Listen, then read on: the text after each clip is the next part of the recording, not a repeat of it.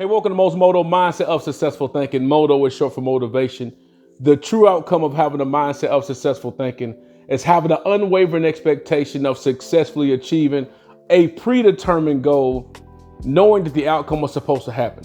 So I want to talk to you briefly about this. Is your vision transferable? Are your visions or the goals you may have for yourself transferable to where it can actually continue on when you're gone? Or the thought processes that you're trying to instill into your children or to people you may be mentoring or to your company or to those folks around you that you're leading, is it transferable for them to actually catch on to it and believe it just as much as you do? I say that because of this. So I'm talking to my son, and if you know my son, Sir Duke, he loves trains. He loves trains. He loves building structures so the train can ride on it. He loves doing all those type of things. And then, they say you learn early or you will know early. I definitely see, and mark my words, engineering, structural engineering, some type of engineering in his future. Definitely structural engineering, civil engineering or something like that. He's building, creating something. So he's watching this YouTube video that he watches with Thomas the Train, all these other different trains that's on there. And he said, Daddy, I want to get these trains. I want the lights. I want the structure. I want he naming all these different things on the video and telling me that I want you to get this for me. Daddy, get this. Daddy, get that. Daddy, hey, I want to get this where I can get this where it looks exactly like the video. Come here, look at this. Look at this, Daddy. Look at this. I want it exactly like that. Now, my kid's going to grow up, and my wife and I are going to make sure they're not going to be lacking of anything. They won't be wanting of nothing. And that's what we're going to make sure of. But however, I want them to actually understand, my wife and I both want them to understand the importance of earning something. If you actually buy something yourself or get something yourself or put the work in it yourself, there will be a little bit more joy for that, or a love for it, more than you just getting something for free or just getting something because someone gave it to you. So I said, Duke, you can definitely get that, but you need to get you a job. Get you a job, and actually you can buy it yourself. Because my wife and I we done bought them different trains here.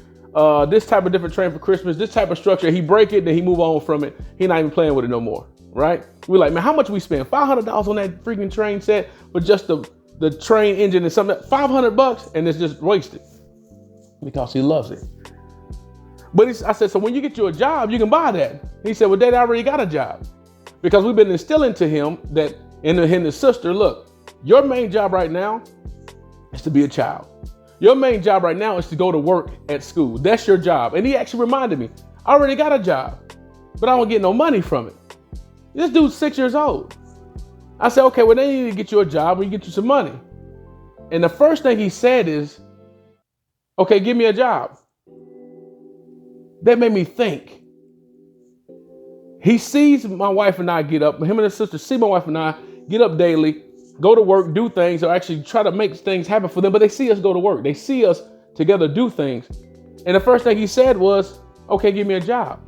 And that started making me think about, what type of job am I creating? What type of company am I creating so my son can actually feel that he has a job that his daddy created for him? That started making me think about the vision.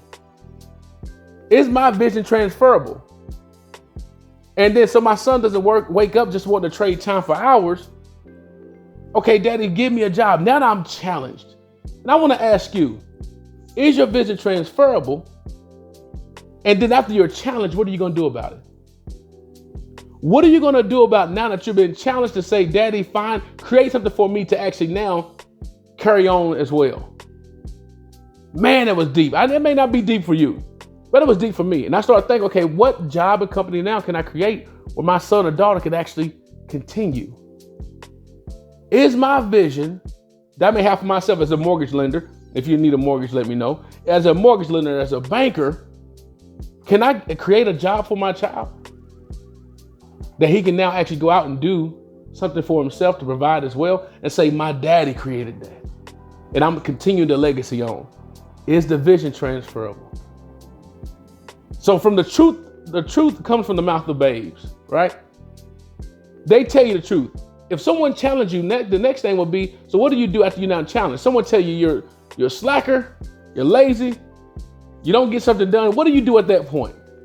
What if my son came to me and say, okay, well, Daddy, I don't How do I get a job? I mean, I don't see you go to work. I don't see you do this. I don't see you do that.